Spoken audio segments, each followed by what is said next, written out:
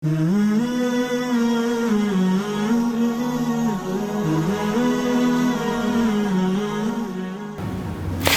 окубаганга bir мүмкүнчүлүк жок шариатта. Болду сен намаз окубай койсоң болот деген bir мүмкүнчүлүк жок шариатта.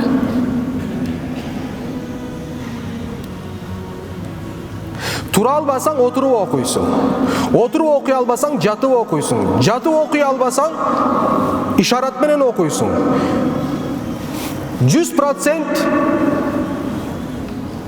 денең иштебесе көз менен, каш менен намаз окуйсуң.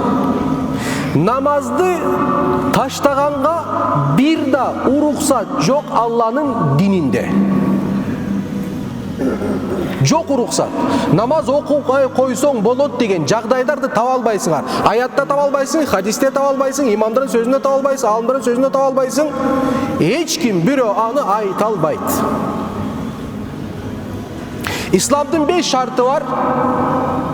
İslam'ın 5 şartı var. 5 emne sebepten bolboyt. Anda neresi жоқ екенін эми түшүнөсүң азыр. İslam'ın emne 5 şartı var. Kalimatu şahadat var. Eşhedü en la ilahe illallah ve eşhedü enne Muhammeden abduhu ve rasul. Ömürde bir жол айттың, bu кутулдуң, бұл парыздан бүттү. Allah сенин бүттү сурабайт, өлүмгө, кыяматка чейин сурабайт. Eşhedü en la ilahe. Bir жол айттың, жетиштүү жашооңда. Андан кийин эгерде капырдык кылбаган болсоң деген сөздө түшүн, айнан айын.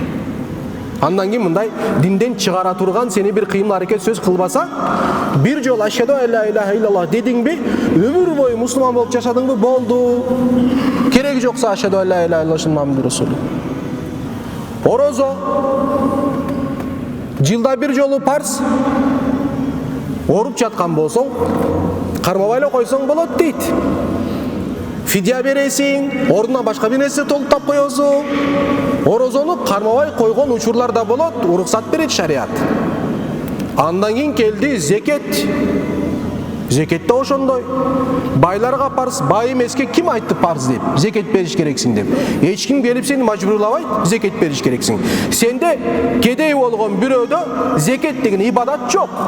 Кедей болгон бирөөнүн 5 парзы жок. Зекет кедей болгон бирөөнүн 4 эле парзы бар. İslam'ın 5 parzı var, ova, бирок анын 4 эле парзы бар. Эгерде орукчан болсо, орузо кармабаса, анын 3 эле парзы бар. Акчасы жок, ажылыкка барганга анын 2 эле парзы калып калат. Жок. İslam'ın 5 parzı var, бирок ал кедей, орукчан 2 эле парзы калды. Калима шахадатты кылды, аткарды, аягында калды бир эле намаз. Алда канчо? Күндө 5 мал. 5 малды топто. 1 saatты түзбөйт. 1 saatты түзбөйт. Бирок бул нерсенин маанилүүлүгү ошол жерде. Көрдүңүздөрбү? Эми ошол бир калган элестеткиле да. İslam'ın 5 şartынан бирөөгө бирөө эле калып атат намаз. Аны да кылбай койсо анда эмне дейсиң? Аны да кылбай койсо эмне дейсиң? Ошол себептен шариат эмне деп атат? Эй, намаз окубаганга сага эмне дейт эле? Биздин түшүктөрдө турганыбыз илажы жок дейт, илажы жок. Бүттү. Ошон үчүн айтабыз.